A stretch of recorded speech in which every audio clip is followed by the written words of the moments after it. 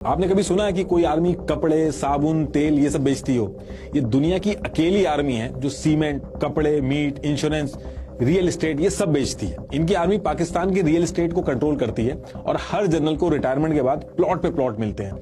Pakistan army की net worth 1 lakh crore से भी ज्यादा की है। इनकी आर्मी के अगर टॉप 100 ऑफिसर्स की वेल्थ का अंदाजा लगाया जाए तो 35,000 करोड़ से भी ज्यादा की वेल्थ है। इनके बच्चे सब बाहर पढ़ते हैं, यूके में इनके घर हैं, जबकि एक आम पाकिस्तानी ये सब सपने में भी नहीं सोच सकता जो ये लोग करते हैं। पाकिस्तान आर्मी ने फाउंडेशन और ट्रस्ट का एक नेटवर्क बना रखा है जो पाकिस्तान के अंदर सारी चीजें ओन करते हैं, जैसे फौजी, शाहीन और बहरिया फाउंडेशन, जिनको आर्मी, एयरफोर्स और नेवी चलाते हैं।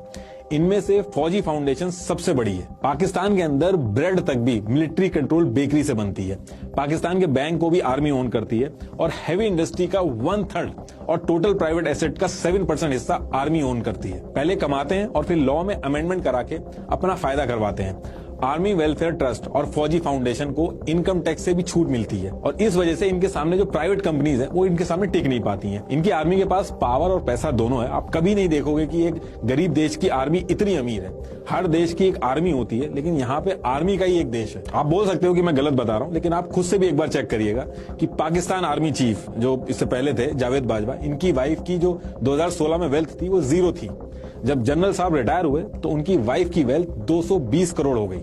उनकी वाइफ इतने टाइम में ऐसा कौन सा बिजनेस कर रही थी कि उनकी वेल्थ इतनी हो गई? और अगर पूरी बाजवा फैमिली की वेल्थ को देखा जाए तो 1270 करोड़ हो गई। ये लोग ऐसा कौन सा खजाना खोद रहे हैं जो इनकी वेल्थ इतनी ज्यादा हो गई है? सैलरी जोड़ दो आप, उसके हिसाब से इतनी वेल्थ नहीं बैठती है, लेकिन उसके बाद भी इतना पैसा आ कहां से रहा है? तो आप थोड़ा सा भी कॉमन सेंस लगाओगे तो आपको पता चल जाएगा कि कुछ तो गड़बड़ है इसमें। लेकिन ये सारी चीजें क्वेश्चन तब हो पाएंगे जब मीडिया ये सारे क्वेश्चन लेके आए। लेकिन मीडिया और सुप्रीम कोर्ट वगैरह हर जगह इनका कंट्रोल है। मल्टीपल ऑब्जर्वर्स का ये मानना है कि अगर पाकिस्तान की इकोनॉमी को ग्रो करना है तो इकोनॉमी में पाकिस्तान आर्मी का रोल जो है वो खत्म करना होगा।